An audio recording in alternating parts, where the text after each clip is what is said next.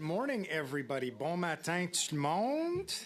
J'espère que vous Good morning, everyone. I hope you've spent a great couple of days. Days since we last met. Colleagues, we are gathered for the 119th meeting of the Standing Committee on Procedure and House Affairs. Chers collègues, bienvenue à la Dear colleagues, welcome to the 119th meeting of the Standing Committee on Procedures and House Affairs. The committee is once again meeting this morning to continue our deliberations on study on the issue of privilege related to cyber attacks carried out against MP. We are all pretty good now about the rules on audio, but I am going to remind very briefly every time. Please make sure that you place it to the right of you, and if you need more instructions, you have them. Colleagues, I will also offer a friendly reminder that it is helpful to, I think, the efficiency and productivity of the committee if you do have a timer in front of you. If you don't, all good, I'll have one, but I just think sometimes it helps. And as we did the last meeting, I have no issue, colleagues, with rolling over some time. So, for example, you know, if we're in the first round and there's 30 seconds and you don't feel you can get a quality question in with 30 seconds, that's okay. Just give it back to the chair and I'll roll it into the next round. It still keeps us in proper time, and I think it's just fair and more productive if instead of having to rush through things, we just roll it over. So that offer always exists. C'est toujours là si vous voulez. It's always great to have it so you can use it. Today, for the full 2 hours, the first will be in session, so public, the second in camera, by the senior leadership of the Communications Security Establishment. So I would like to welcome Carolyn Xavier, the chief of the CSE, as well as Rajiv Gupta, the associate head, Canadian Centre for Cybersecurity. Welcome to the both of you. You will have 10 minutes collectively to provide opening remarks. Please ensure that your questions and your remarks are through the chair. And with that, I turn it over to you. Well, thank you, Mr. Chair, and thank you for the invitation to appear this morning. My name is Carol Xavier, as stated, and I am the Chief of the Communications Security Establishment, also known as CSE, and I am joined by Rajiv Gupta, the Associate Head of CSE's Canadian Centre for Cybersecurity, we also name Cyber Centre. I'd like to begin by providing the committee with a brief overview of the evolving threat landscape, and then following this, I will speak to the mitigated threat activity which targeted Canadian parliamentarians and how CSC has been working and continues to work to support parliamentarians and protect our democratic institutions more broadly. De plus en plus, les adversaires. More and more adversaries of Canada are using cyber threats to carry out espionage activities to promote their foreign policy goals and influencing the Canadian public opinion. Even though we believe that cyber criminality is the most susceptible activity that affects Canadian organizations, cyber threats from China, basically, and also from Russia, Iran, and other countries is most significant from a strategic perspective. The cyber threat emanating from the PRC is significant in volume and sophistication. PRC-sponsored cyber threat actors will almost certainly continue targeting industries and technologies in Canada to give the PRC advantage for their strategic priorities, whether political, economic, security, or defense. In parallel, Russia's invasion of Ukraine in February 2022 gave the world a new understanding of how cyber activity is used to support wartime operations and has demonstrated how nation-states are increasingly willing and able to use misinformation and disinformation to advance their geopolitical interests. Since 2021, CSC has also observed that state-sponsored cyber threat actors with links to Russia and the PRC continue to conduct most of the attributed cyber threat activity targeting foreign elections. In our fourth iteration of our Threats to Democratic Processes publication released in December 2023, we outlined examples of cyber activity against the democratic process that we have observed globally since 2021, and these include distributed denial of service attacks, or DDoS, against election authority websites and electronic voting systems, unauthorized access to voter databases to collect private information, and spear phishing attacks against election officials and politicians, among others. Given this observed activity, in the last few years, CSC Cyber Center has publicly released over 8 alerts, 4 cyber threat bulletins, and 7 joint cybersecurity advisories with allies, all related to Chinese or Russian state-sponsored cyber activity. Canada's high degree of global connectivity and technological integration with our allies increases our threat exposure. Furthermore, Canada does not exist in a vacuum, and therefore, cyber activity affecting our allies' democratic processes will also likely have an impact to Canada. In relation to committee's study, I'd now like to provide a few brief overview of CSC's role and relationship with the House of Commons IT team. CSC takes its mandate and its legal obligations very seriously. Under the cybersecurity and information assurance aspect of our mandate, CSC acquires, uses, and analyzes information from the global information infrastructure or from other sources to provide advice, intelligence, guidance, and services to help protect electronic information and information infrastructures. Accordingly, pursuant to the CSC Act, CSC and its Cyber Center share intelligence and information with service providers and government clients, including appropriate authorities in Parliament. In June 2022, CSC received a report from the FBI detailing emails targeting individuals around the world, including individuals who have been outspoken on topics relating to activities of the Chinese Communist Party. The report included technical details of the names of 19 parliamentarians who were targeted by this activity. However, from January to April 2021, more than a year earlier, the Cyber Center had already shared reports with the House of Commons IT security officials, specifically detailing a serious matter of technical indicators of compromise by a sophisticated actor affecting House of Commons IT systems. Upon receipt of this information, CSC shared specific and actionable technical information about the activity with the House of Commons IT security officials, and as well the Canadian Security Intelligence Service, CSIS. Because of this information, CSC and the House of Commons worked together to thwart the attempted compromise by this sophisticated actor. Nous respectons le fait. We respect the fact that the House of Commons and the Senate are independent and that their representatives are responsible for determining how and when they directly communicate with MPs, senators. The full chronology of events describing the measures taken by the Center to inform and assist parliamentarians in their efforts to detect and mitigate these things have been presented to the clerk of the committee last week. It's important to note that the commitment of the CSC, working with those responsible for IT in the House of Commons, has been in existence long before the FBI report mentioned above. The central technical resource for cybersecurity advice, we provide near real-time notifications, including to the House of Commons and Senate IT teams, and have helped parliamentary IT security officials take quick and appropriate measures within their systems to protect their network and users against this and other threats. When a cyber threat has been identified, the Cyber Center sends out different types of notifications, including cyber flashes, which are urgent notifications delivered via email, daily updates about malware and vulnerabilities on a partner's IP space via the National Cyber Threat Notification Service, monthly summaries of National Threat Notification Service data showing how a subscriber's cyber hygiene ranks against anonymized peers in their sector. When requested, we provide cyber defense services and maintain an open line of communication to mitigate potential threats. To detect malicious cyber activity on government network systems and clouds and infrastructure, the Cyber Center uses autonomous sensors, including network-based Rappel au sensors. règlement, Monsieur le Président, je suis sincèrement désolée.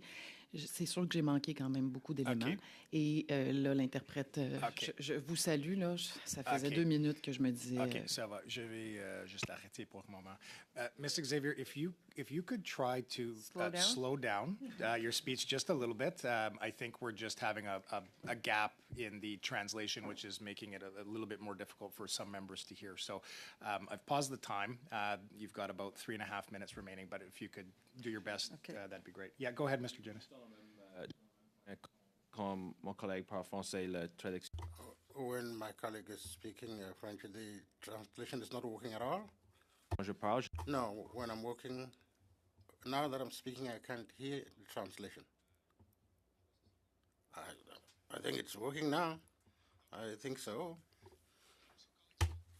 Another go, and please, members, as always, if there is an issue with translation, s'il y a un problème avec la c'est pas traduction. If there is an issue with interpretation, we will would, take another little break. It's remaining. D'accord, je m'excuse. Sorry, I apologize. We provide cyber defense services and maintain an open line of communication to mitigate potential threats. To detect malicious cyber activity on government networks, systems, and cloud infrastructure, the Cyber Center uses autonomous sensors, including network-based sensors, cloud-based sensors, and host-based sensors. These defenses protect systems of importance from an average of 6.6 billion attempted malicious actions per day.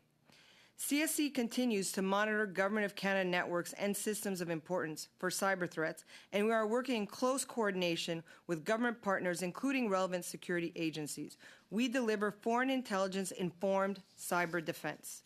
Enfin, j'aimerais souligner aux membres And to end, I would like to stress to the members the support we have available for them to support the parliamentarians. The Cyber Security Center has an assistance service, and we also hold frequent information sessions on cyber threats for political parties, and they have a contact in the center to obtain assistance in cybersecurity. established 4 unclassified reports on cyber threats to Canada's democratic processes, and our 2023-24 National Cyber Threat Assessment highlights how online foreign influence activities have become a new normal, with adversaries seeking to influence elections and impact international discourse related to current events.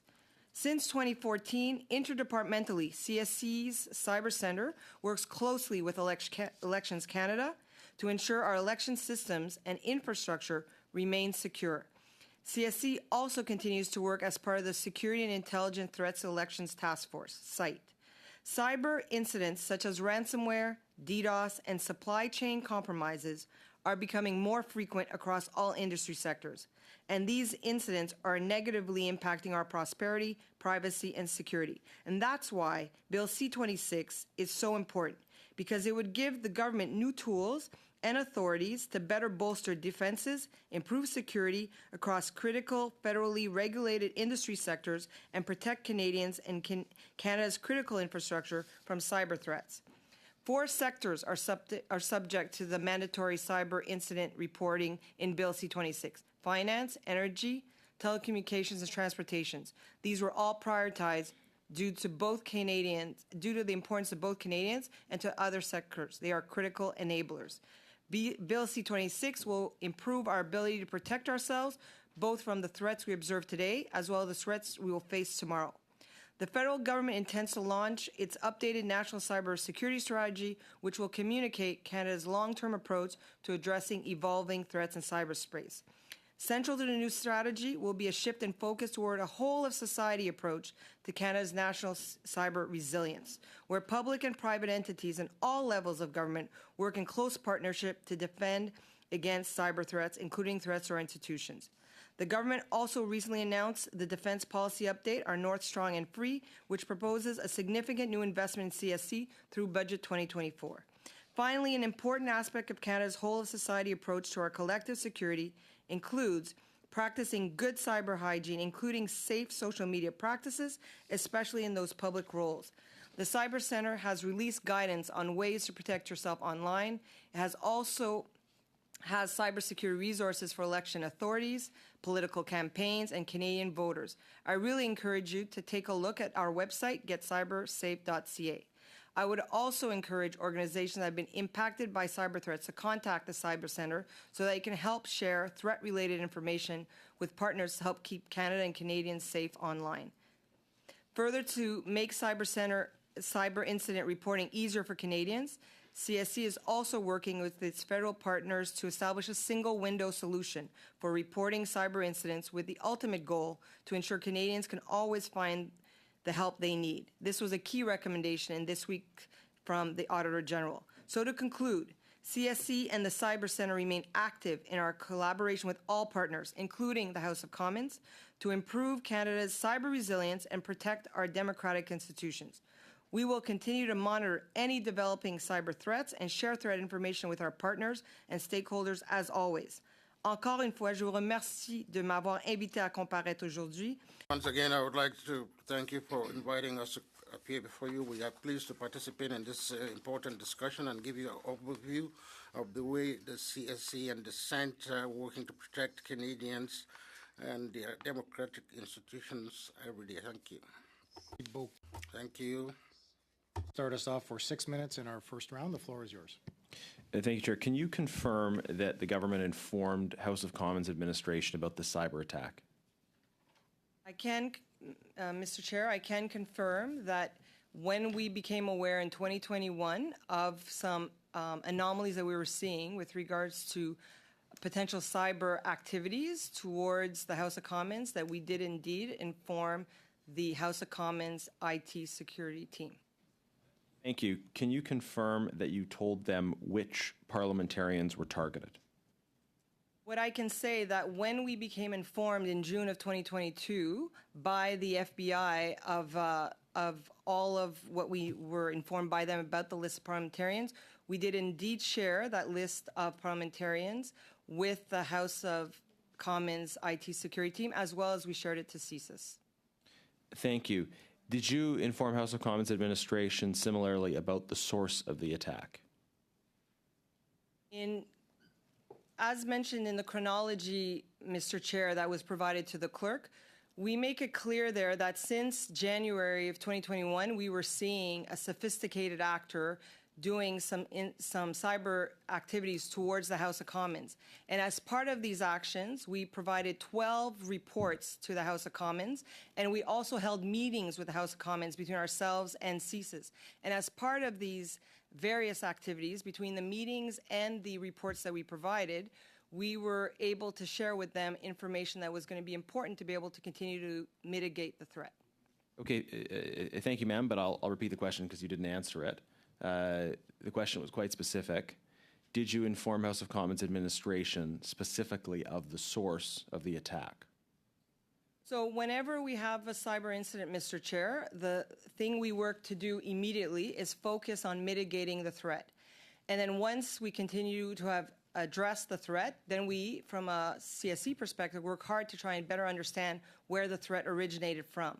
As we continue to learn that information, we do share that information with service providers and those that need to know, especially if it's going to be helpful to continue to mitigate the threat. Yeah, but it wasn't a general question. It was a specific question about what you did in this case. Did you inform House of Commons administration about the source of the attack? As part of the, Mr. Chair, as part of the various meetings and the reports that we provided, we were able to share what we believed at that time to be the originating source of the threat with the House of Commons IT security staff.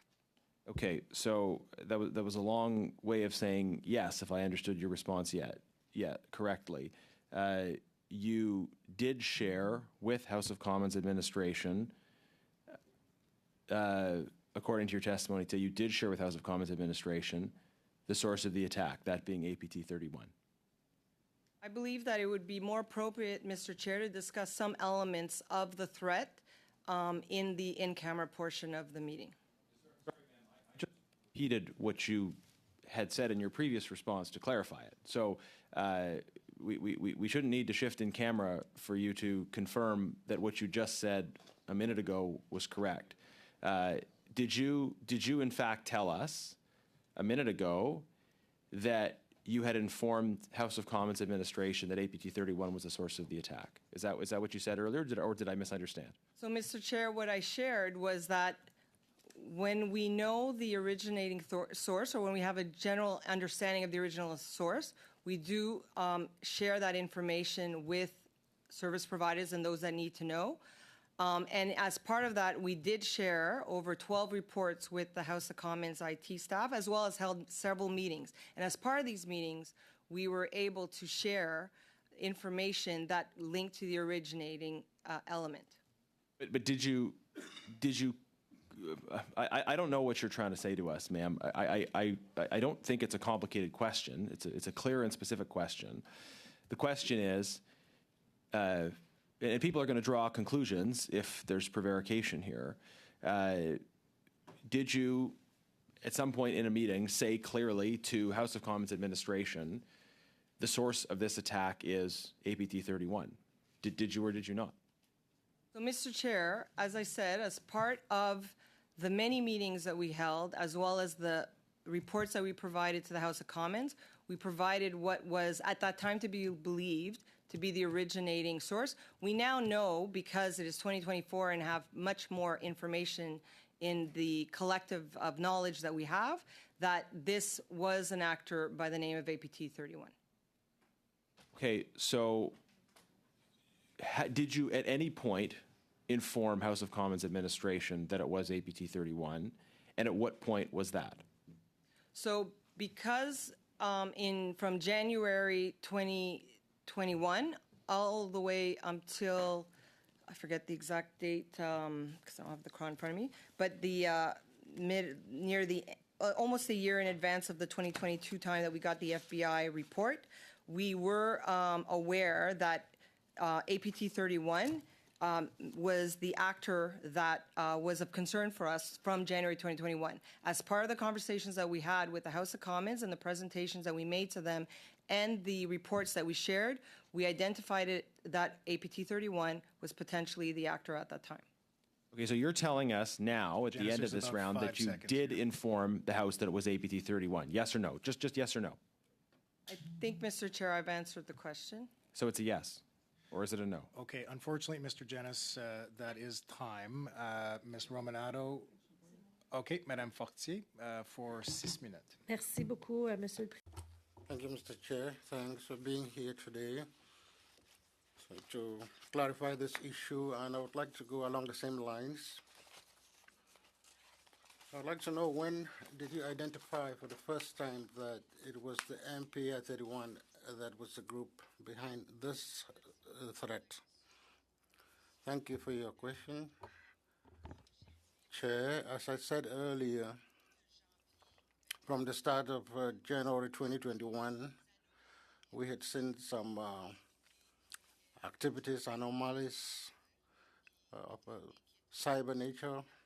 These were quite troubling, and we contacted the House of Commons, the analyst, the security analyst, to warn them that we had seen some technical unusual activity.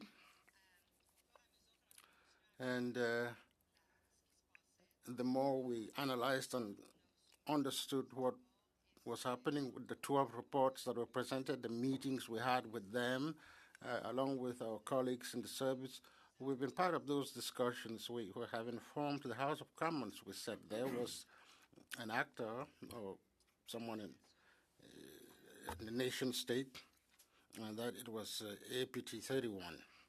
So was it done at that time or later? That's what I'm trying to clarify.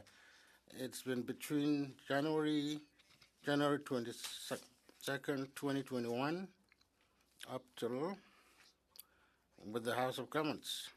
Yes. Now, when you have these meetings and you're exchanging information,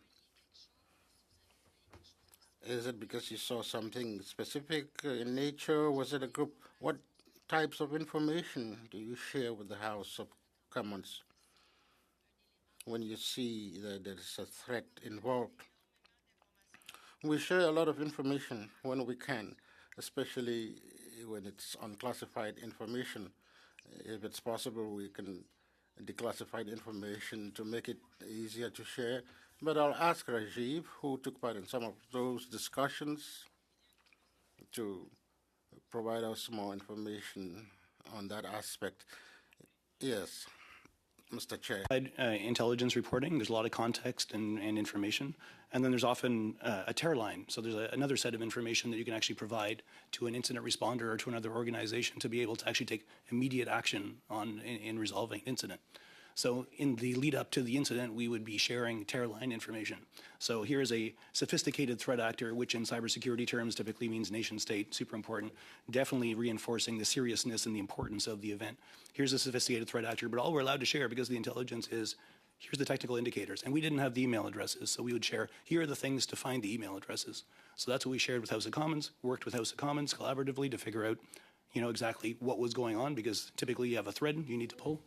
The House of Commons, that you're trying to find out what's happening. So which role is it? The House of Commons needs to come back to you and say, here's what we found, or do you have to tell them, let's find something? How is that relationship? So we started the thread pulling saying, hey, this is what we know. You can go find your emails. We didn't have the emails. We had the thing to look for the emails with, right? So they would go and look for that. So that's what they did. And then they came back with that information. And every time we found something new, well, you understand the scope of the incident. And that's how we work collaboratively with House of Commons. And we've worked collaboratively with House of Commons for a decade or more, right? So. Puis pendant cette période de And during the time of that incident, did you have regular exchanges? We see the chronology here, which we have received. I think it was circulated to members of the committee. Within this, it says that on 18 February 2021, it was decided that the Security Center contacted the House and the management team supplied a list of technical questions to help them to analyze its suspicious activity. Why was it decided that they should play an intermediary role between the CSE and the House of Commons? Thanks for the question, Chair. For us, our role, which we take very seriously, is maintaining the confidential information of Canadians outside of the CSE. Our work is focused on foreign countries. We try to understand the origins of these threats coming from other countries towards Canada. So once we know it's in Canada, normally we would hand over the baton to the service because they have the mandate to carry out certain things in Canada. We try not to intervene. We make sure we don't handle the private data of individuals. So there was an incident that had to be managed here in Canada. And my last question, and does the CSC know whether parliamentarians were followed up to make sure that they received notifications and understood the measures to be taken, or did they have questions on the threats themselves? Just in 25 seconds. As my colleague said, Rajiv said, there is a constant relationship when we're trying to manage an incident with an industry. So I wouldn't say other colleagues, it's service providers, but it just means that when we're working with an institution, that is constant dialogue to better understand the threat, and they also provide us information. But often, not in the case of the House of Commons, an organization could manage everything internally and only inform us at the end, or maybe never inform us. Thank you, Madame Fortier. Thank you, Madame Gaudreau, for 6 minutes. Maybe I'll ask questions. I didn't hear everything clearly in your preliminary reports. The Canadian Telecommunications Centre, your mandate is to protect the digital infrastructure, as you said, and your clients are the government, the public administration, national defense, and some corporations, as you mentioned. Is that the case? Thank you for the question. Our mandate is to protect governmental systems, critical infrastructure, but we do have a national mandate as well as an international mandate. So even if our mandate is not directly to protect individuals, on our website you can find information on how to improve the cyber security of individuals. But our mandate is to protect Canadians, the country, and stressing administrations, industries, critical infrastructure, the government communication systems. Well, seeing that we are going through some very significant situations, there are significant stakeholders, MPs specifically. Are they part of the list, of your list? Yes, I would say since 2019, we have put in place, especially for members of parliament, the possibility of receiving assistance from the cyber center, especially when they have issues related to cyber security incidents. Yes, that's part of the services we offer, but it's important that they contact us if they require our support. So could you explain what does that really mean? As I said earlier, we make sure that we don't collect private information of Canadians. If a Canadian wants to contact the cyber center, or an MP wants to contact the cyber center for support, everything must be done the right way, follow the right procedures, make sure we don't get into the private information, but we provide support to manage the incident. And in terms of the information released, do you think the administration has sufficient details to work, or sufficient details to work with MPs? I can't answer for the House of Commons administration.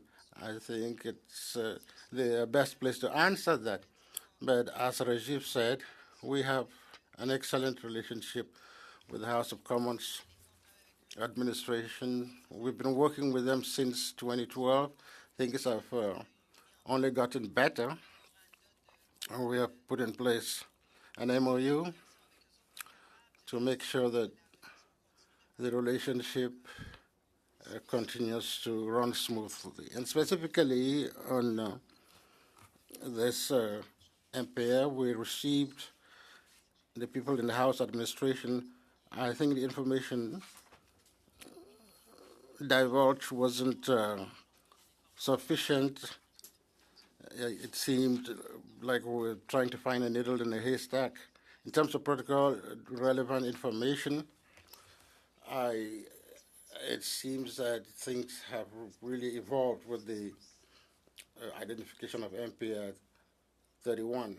Is it enough for them to do their work? I'll ask Rajiv to answer this. He was fairly much involved, so he can give you a better summary. The implications, as I mentioned, we shared, a series of reports over the first few weeks that would help us, pull a thread and understand what was going on. After that, this was 2021. This was pre-vaccine COVID, right? So it was very difficult to get people into rooms necessarily. We were working, but not necessarily everyone was in the office. So we booked a classified meeting to actually make sure that the full implications were actually met. And we can talk about that maybe in the in-camera, but that's how we go about it. We share the information we can, and then we try to book classified meetings to make sure that all the full context is well understood. OK. Concernant le rapport. As far as the FBI report in June 2022, my question is quite simple. Have you enough human resources and the technical capacity?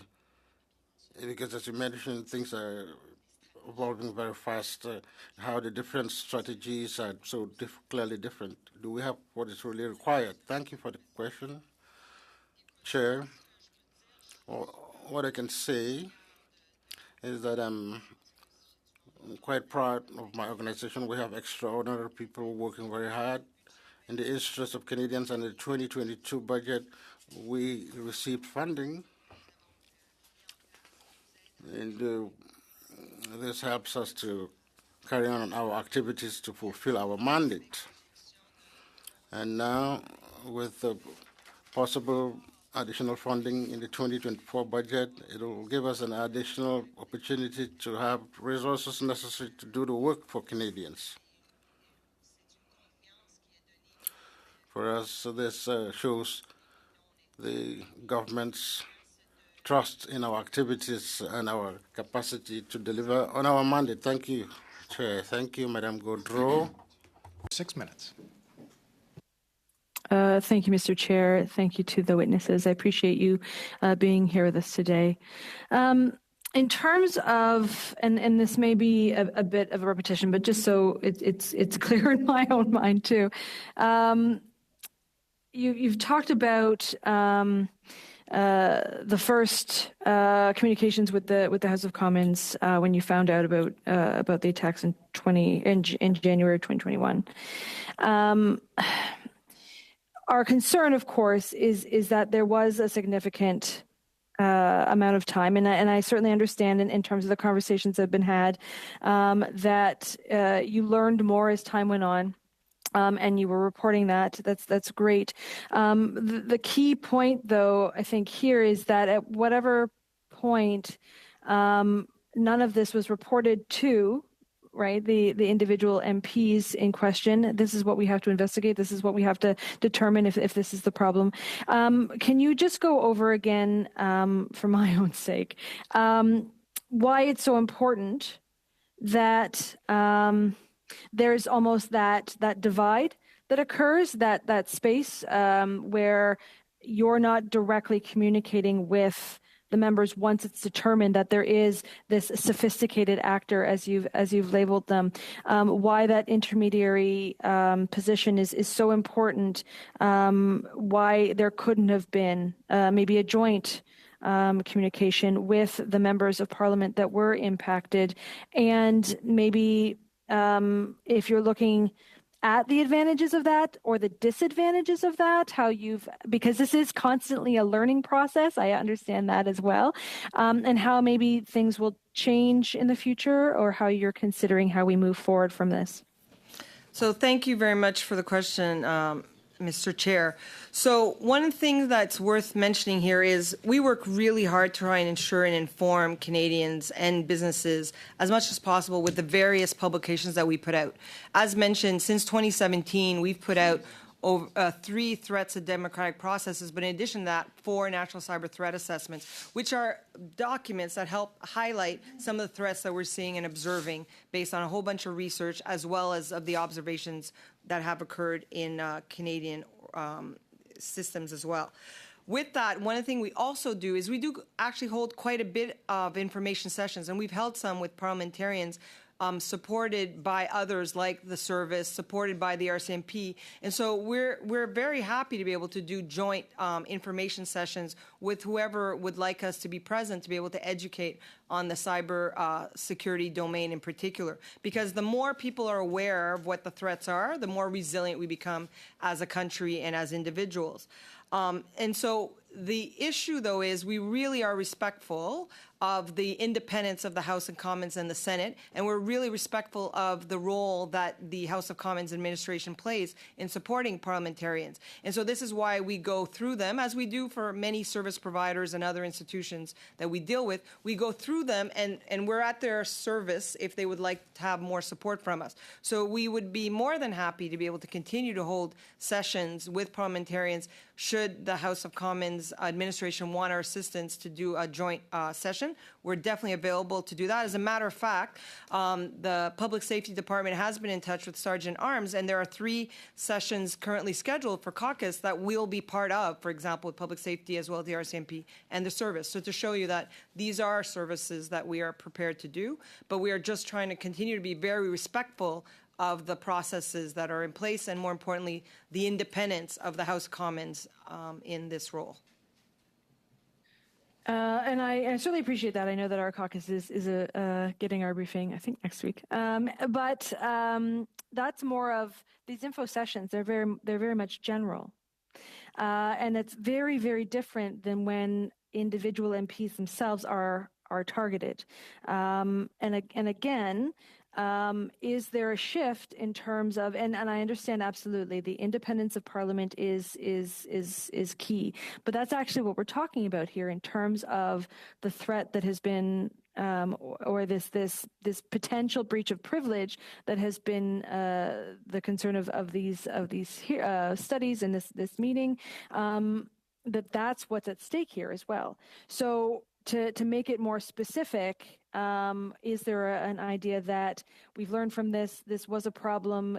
Clearly, the people involved were not told in the way that they need to. Are there changes that are being made to ensure that that breach of privilege potentially is not a future issue? No, thank you very much for the question and the clarification, Mr. Chair. We are an organization that considers ourselves very much a learning organization. So we continue to look for ways to improve. This is part of that learning, to be able to see where we can improve our processes, in addition to all the external review bodies and various reports that are going on with regards to other issues like foreign interference. So we will continue to learn from this to be able to improve those processes and work with the House of Commons to be able to identify a better way forward. When it comes in general, though, when it comes to us identifying an individual that may be impacted by a cyber incident because we learned it from a foreign source, we pass on that information in general to the service, as I mentioned earlier, for the reason that then now this becomes a domestic issue and that is not within our wheelhouse, and nor is it the way in which we function to respect our act. Sometimes the RCMP will be engaged, especially if it's going to be something that requires a law enforcement lens.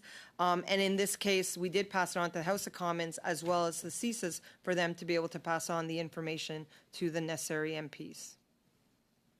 Thank you very much, Ms. Matheson. Okay, folks, we are entering our second round. Mr. Genis, the floor is yours for 5 minutes.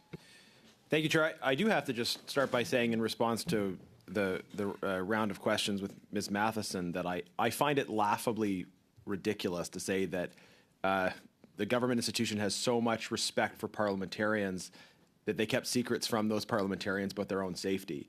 That's not how you manifest respect in the relationships that I'm a part of by keeping vital secrets from people.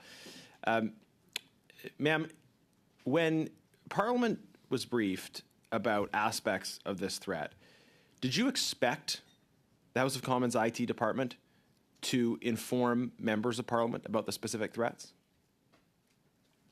Thank you for the question.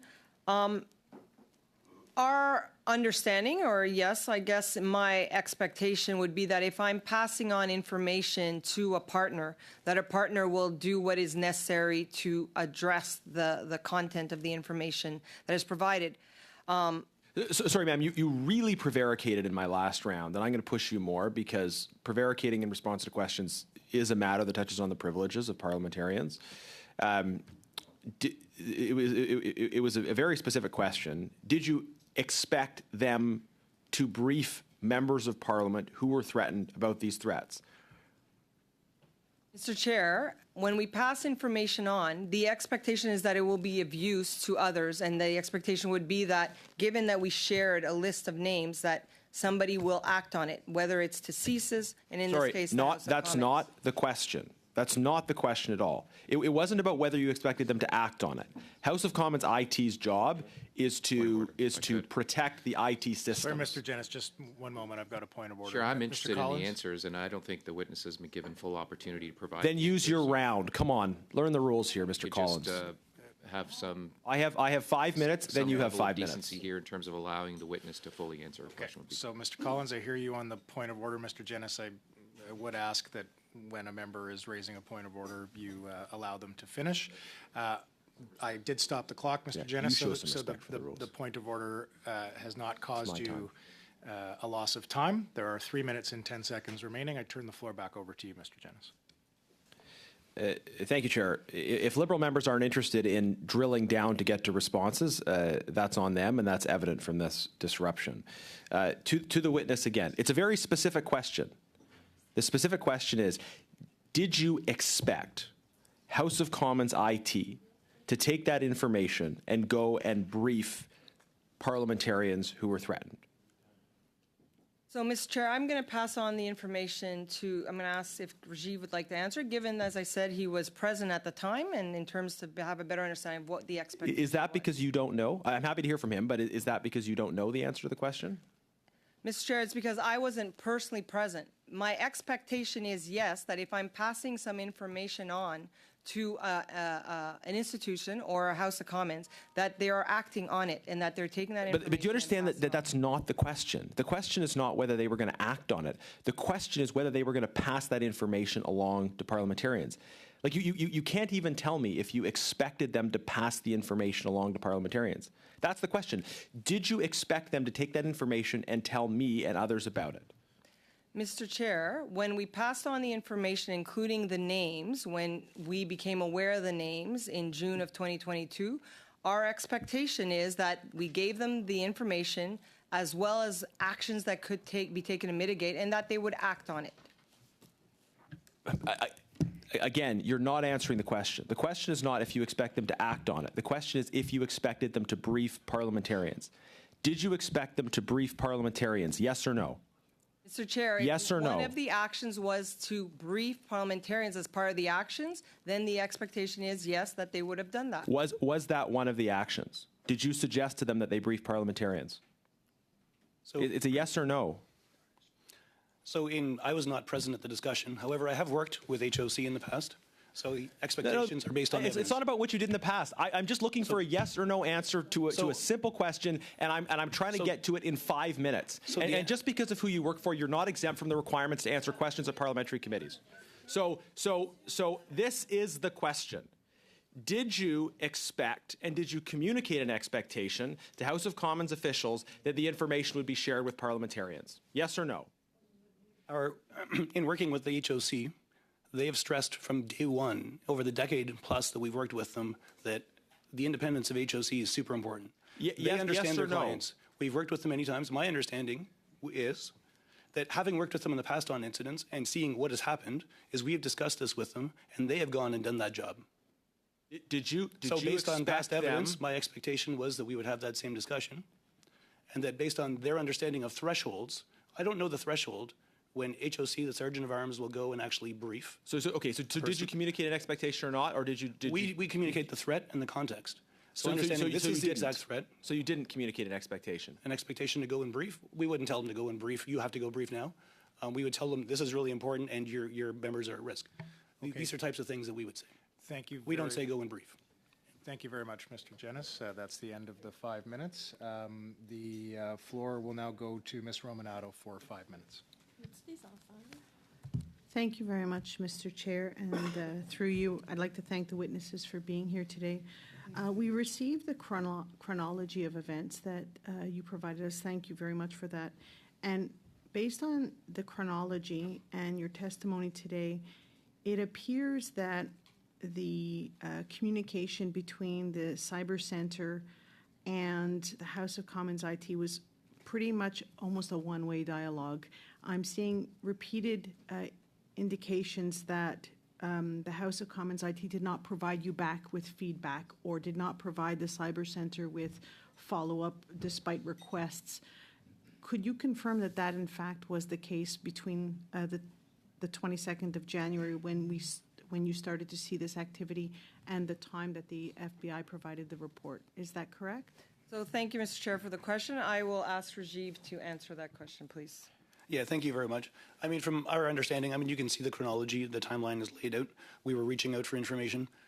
We don't know what happened on the other side in terms of how long it takes to get that information. As I said, it's a collaboration. We've worked well with the HOC in the past and have tons of respect for their folk. I think that when we did get together to meet, information was shared. So there was that sharing of information. You can see on the timeline as to when that occurred. If I may, I would simply add that it's not abnormal, even in any cyber incident that we deal with, especially with critical infrastructure or a private sector company, that the information is perceived as one way, because they are managing their issue and they're living it. And so it's not abnormal for them to take the time they need to eventually get back to us or possibly not tell us. This is how that sometimes happens. One item I would like to add, though, is that this was a very sophisticated threat actor on HOC networks. And what we found was the very early stages, right? The tracking links are the first stage. The next stage would be a dropper. The next stage would be actual real exploitation software that would have been very serious. So I think what we would like to reinforce as well is that the steps taken between HOC and ourselves prevented a compromise of HOC networks by this sophisticated threat actor. So one thing you're mentioning is HOC networks. But we understand that in the case of MP Genius, it was actually his personal email that was also targeted. And we understand from House of Commons IT that they're not monitoring, obviously, members of Parliament personal emails. So I'm assuming CSE has capabilities to see, regardless if it's HOC email addresses, if it's a personal address, and you don't have to divulge how you do what you do publicly, but there seems to be a gap somewhere because members of Parliament obviously have personal email addresses to do partisan activities and personal activities. So in this case, there seems to have been a gap between who was flagging to the MP that their personal email was being hacked, or not hacked, but receiving spam mail. With the rest of my time, I'd like to turn it over to MP Collins because I know he has some questions as well. Thank you. Thank you, and thanks for the witnesses for their attendance today. I guess one of the first question I have is in terms of, you talked about a team approach, and Mr. Gupta talked about the decade-long relationship that you have working with partners. You mentioned the word partner several times in your opening. It's a team environment. But someone mentioned in one of the responses to the questions a memorandum of understanding. Why was that put in place, and does it address any of the questions and issues that have been raised in today's meeting or last meeting? So thank you for the question, Mr. Chair. So when we're going to be doing work with an entity in particular that is in Canada, or any entity where data may be exchanged and we may need to collect that data to be able to do some analysis, to be able to identify the threat in a better way and better understand the origins, a memorandum of understanding is often put in place, or an instrument of some sort to really clearly outline how the information will be shared, why it's shared. And this is, again, linked back to the fact that our mandate works really hard to protect privacy of Canadians and not infringe on those rights. And so, and in particular, especially as an organization may take on perhaps some of our services that we offer, as I'd mentioned in my opening remarks, where we provide services of host-based sensors, network-based sensors, and cloud-based sensors. And depending on the services that one takes on, that is the other reason why an MOU would be put in place. Because again, the exchange of information that is happening, or possible support to a monitoring element, so that we can continue to educate, learn from it, and again, clearly outline how the data is being managed. And does Mr. Collins, unfortunately, that's the time, but I do have you for 5 minutes at the very end of this round. Okay. Madame Gaudreau, 2 minutes 30 secondes. J'ai trois. I have 3 questions in 2 minutes. Let's see how far we go. Earlier, I was reassured, Mr. Chair, when I asked if we had sufficient human resources and so on. 11th October 2023 wasn't such a long time ago. CBC mentioned that the CSE was going through a crisis. We're trying to be constructive. There was a 180-degree switch, and today you're telling us that you can adapt if the law is modified. I'm not too sure what article you're referring to in terms of CBC, but Mr. Chair, I can tell you that I did an interview with Ms. Bureau. We discussed the issue of resources and some of the talents we need at the CSE. And even during that interview, I said that some of the skills we need go beyond just the cyber center's needs. These kinds of talents are in high demand in Canada and across the world, given the new digital environments. And another piece of information I shared, I think it's useful, is that there is a lot of interest in the CSE. That's why we feel confident in being able to find adequate resources with the new funding we'll receive. And so how is it we're here today with my colleague, Garnet Genius, that had some information divulged? And where were we looking into this just today? What has to be corrected? You have about 30 seconds to try to answer. As I said earlier, we're an organization that It's in a continuous learning process. We're trying to improve our methods.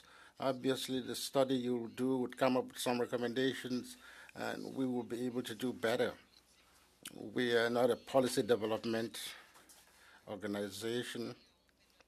We have actions to carry out, and we do our best. But I thank you, Mr. Chair, but I would like to invite the CSC to provide us specific events, because you know what you're talking about. At the end of the report, thank you, Madam Bruce Goodrow, and I appreciate that you were also played the chair's role by reminding people how much time was left. Thank you.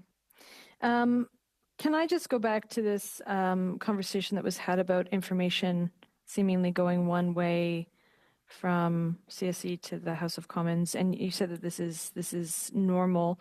You will inform an institution, but that you don't. Is it true that you said that you don't expect a return on that information, or you allow them to deal with what's happened? Is that what I heard correctly? So, yes, Mr. Chair, as mentioned, a cyber incident is usually a moment of crisis for an organization. And as a result, what our job is to be there as a support. Sometimes we're the ones contacting an organization to say to them, we are seeing something that is of concern. Sometimes they have identified the cyber incident, and we call them and say anything we can do to help. And sometimes we do have that regular ongoing two-way communication.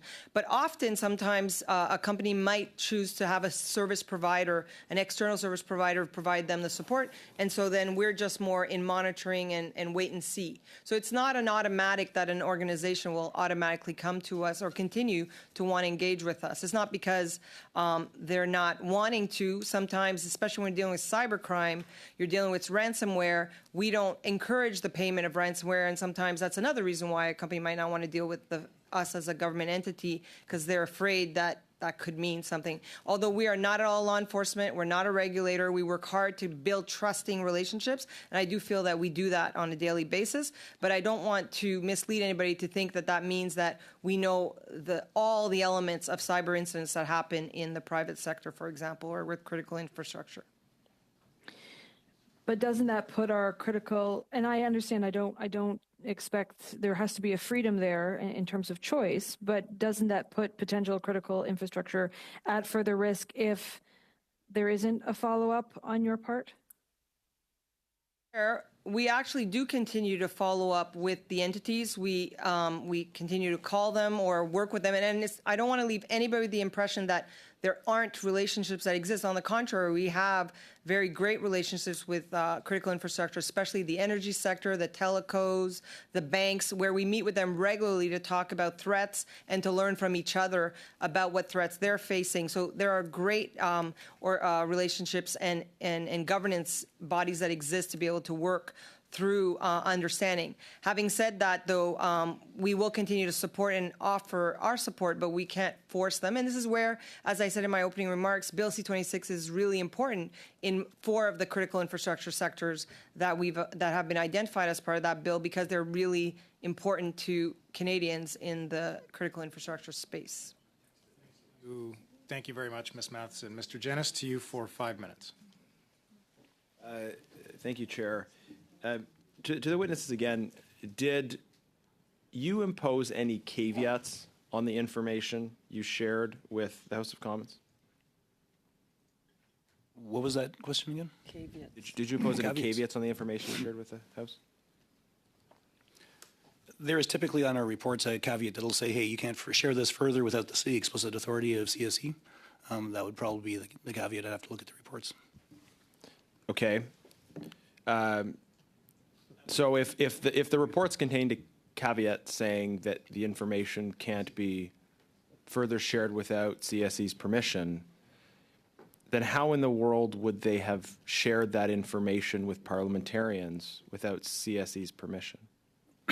Well, all the information belongs to them, right? If it's their information, that belongs to them under whatever authority, FAA for the rest of the departments. And That's why I asked you about caveats, though. that would be in our reporting, in our explicit report. Like I said, we didn't even have the emails, so we would share the key to go find them. They would find them, and they'd have all free reign to go and share that information.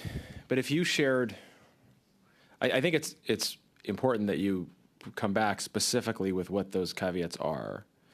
The caveat to not Because restrict a if- system owner from sharing anything with their people. But we're talking about information you shared with them, right? So the government has said that that they had information about members of parliament facing threats, including the source of those threats.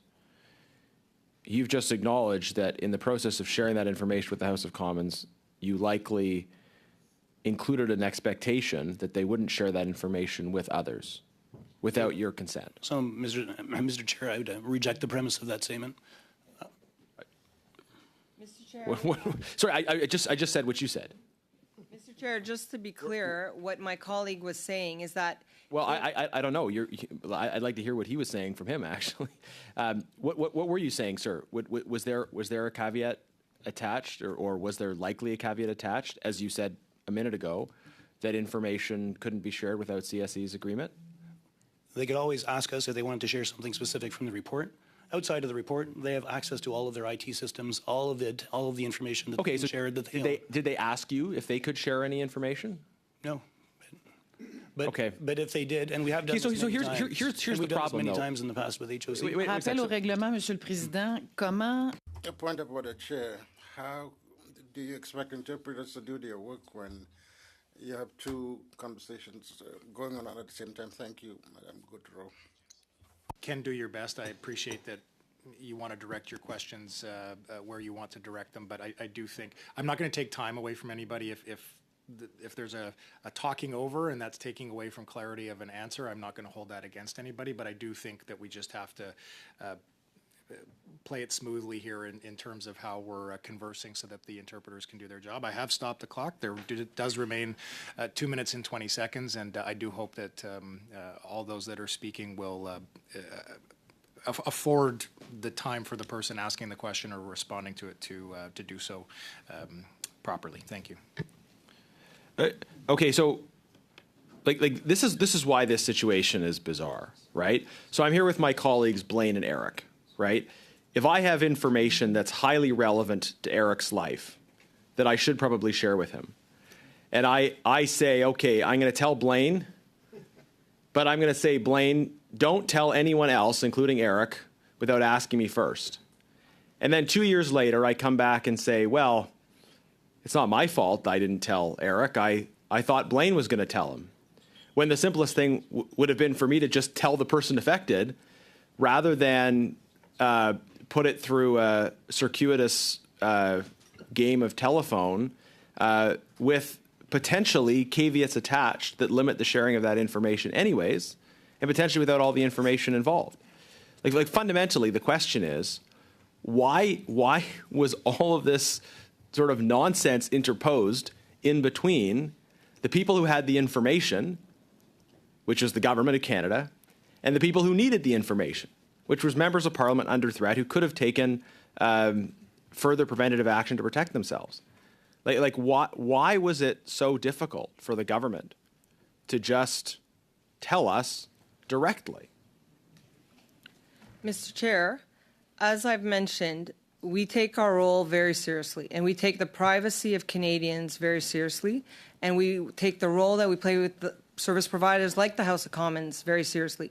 And we recognize that everybody has a role to play in the process. Having said that, I recognize that we're going to learn from this incident and hopefully get a better understanding, especially from the study that you'll do, on how we might do something differently. Did you clearly tell the House of Commons that APT 31 was the source of the threat, and when did you tell them that? So, Mr. Chair, as per the chronology, since January of 2021, we were aware of some activities going on. As was explained by my colleague Rajiv, we progressively started to better understand. I asked a specific the threat. question that's not answered by the chronology. Did you tell the House of Commons that APT 31 was the source of the threat, and if so, when? Mr. Chair, I do believe we've answered the question that we did tell the House of Commons that through the various interactions that we had with him, that we believed at that time that the threat was APT 31. Having said that, the member asked me what specific time that was, and I'm not able to tell you exactly which exact date that exactly happened. Could you tell us the month? Okay, thanks very much. Sorry, The Mr. year? Jennings, we're already over time here. Mr. Collins, You can catch it. Mr. Collins, 5 minutes over to you. Thanks, Mr. Chair. Mr. Xavier, you've, I think, painted a picture today that you provide a service to clients, and those clients could be within the government or elsewhere. When you're made aware of information, you provide that information to organizations or departments. I could probably pose the question, this is something that could happen to defense, right? We look at our support for Ukraine and all of the efforts that Russia is doing for those people that still support Ukraine around this table. Russia has taken many approaches to try to undermine our support on that file. And if this happened in defense, you would provide that information to defense as is it a client? Would you consider them as a client in that instance? You'd provide them with information, and then it'd be up to the defense to determine internally what they do with their own security people that they have and their own IT people. Is that a fair comparison in terms of if this happened somewhere else in the organization, you'd take the same approach? Mr. Chair, that is correct. That is exactly how we function. And you said earlier, you used the words, you're respectful of the independence of, I think you were referring to the House of Commons staff. What level of independence do they have in this instance in terms of dealing with this? They have their own IT security people. They were here at our last meeting, as you know, and they provided us with evidence. But they're responsible for their area of the organization, and maybe that's not the right term, but I think you understand what I mean in terms of they have their own roles and responsibilities as it relates to dealing with parliamentarians in this instance. Can you talk about what level of independence areas of government have or external stakeholders? Where do you draw that line in terms of you're providing a service, but you're giving that information to the client? So, Mr. Chair, thank you for the question. So very much so. We are like a service, as you mentioned.